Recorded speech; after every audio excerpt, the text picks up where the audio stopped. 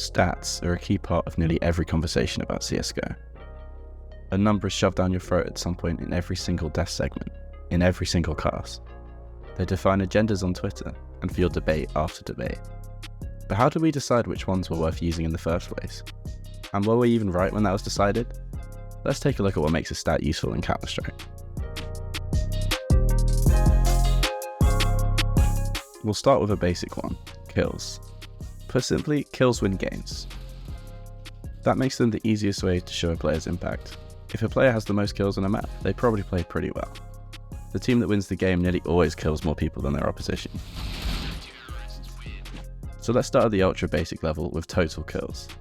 dupreeh having the most LAN CSGO kills of all time is a cool bit of trivia, but it doesn't really tell us anything beyond the fact that he has been around for a hell of a long time.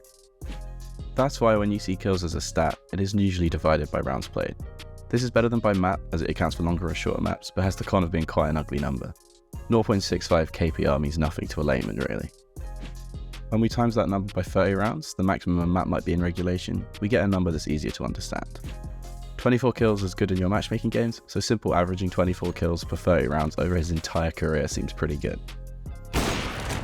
So kills per 30 rounds is a pretty good stat. Kills the most important thing in CS, so it is a valuable descriptive measure of players' productivity. By dividing per rounds played, we adjust for opportunity slightly too. It's a raw stat, but a telling one. We can see that Simple is clearly far and above the best player here, and that Carrigan is probably the weakest individually. So why do we barely see kills per round get used anymore, aside from a few holdouts? Well, it has a few blind spots. It does not account for whether a player was immediately traded after a kill, making the kill they got less valuable. It does not account for whether a player got multiple kills in the same round, something that can win rounds on its own. It also misses out on whether the kill was on a player who had 1 HP. Things like the economy, a player's role, or the stage of the round, whether a kill is an entry, a clutch, or an exit frag, are also not considered. So this is where more advanced metrics come in. Kill-death ratio is a staple of FPS games, which shows if a player is killing more often than he is dying.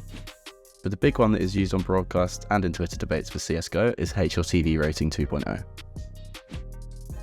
HLTV rating is made up of 5 sub-ratings. Kill rating, mostly kills per round, survival rating, mostly deaths per round, average damage per round or ADR, KAST, and impact rating. These sub-ratings are all designed to cover the blind spots of each other. ADR lessens the impact of kills on low HP players, while survival rating helps quantify how often a player's kills actually give their team a lasting advantage. KAST goes further, measuring the percentage of rounds in which a player either got a kill, assist, survival, or a traded death. This accounts for round-to-round consistency, and then impact rating measures individual peaks in rounds from multi-kills, openers, and clutches. In theory at least, it's painting a far clearer picture of a player's impact on the game than raw kills or KD ratio. Of course, there's a few blind spots it does not address, and some more it introduces. Including survival rating helps debaters and savers compared to pure kills, ADR punishes authors and rewards players that can't finish their dinner. KAST is another beta's favourite, getting their percentage ticked up by surviving in nearly every round. Impact rating also has its flaws. A lot of multi-kills are anti-eco spraydowns, but impact rating, and thus HLTV rating, make no distinction between easy ones and the game-winning ones in gun rounds. What's more, all 5 categories share the uncovered blind spots of roles, game state, and economy. HLTV rating does what it set out to do, which was to create an upgrade of KD ratio, but there is a lot it can never tell you. The same is true of any advanced stat.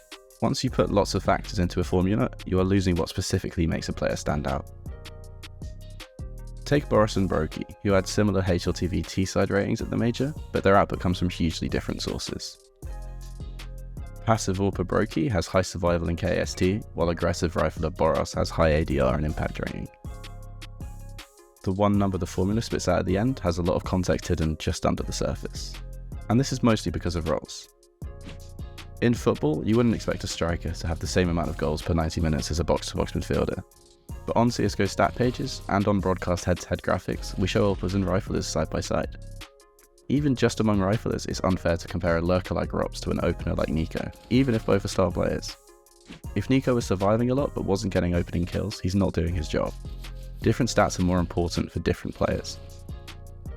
Counter-Strike roles are hard to define by words, let alone stats, but if we just use players' positions on maps, we can get a rough idea. Here's the average rating on CT side of AWPers, rotators, and anchors. Lo and behold, the point-and-click adventure gun has the highest average rating, and the jump spot is coming in last place. We can clearly see just how much roles should affect a player's rating. And that's before we get to the economy, which single-handedly breaks most stats in the game. KD ratio, for example, assumes that each kill and each death are of equal value. In-game, that's clearly not the case. This problem extends to other stats too. Opening kill attempts are a decent proxy for early round aggression, showing the players who are involved in the early gunfights in the round. But when there are players as eco-hungry as BlameF and Cadian, players that completely switch up how they play against pistols, our confidence in the total number should be shaken just a little bit. YouTuber Vu took it upon himself to look at these stats manually back in 2022, and we can see just how much some players farm their numbers against ecos. Just look how shameless Nico and BlameF are. Eco-fragging is good for a star player's confidence, sure, but we need to bear this particular part of their playstyle in mind every time we big up one of their 30 bombs. This is not to say that stats are useless. That would make the series fairly pointless after all. It's just to say that when you're comparing players using stats, there's a lot to keep in mind that's not always obvious. It is not always as simple as picking the bloke with a higher number, even when you're looking at some super WizKid level advanced metric like Leatify rating.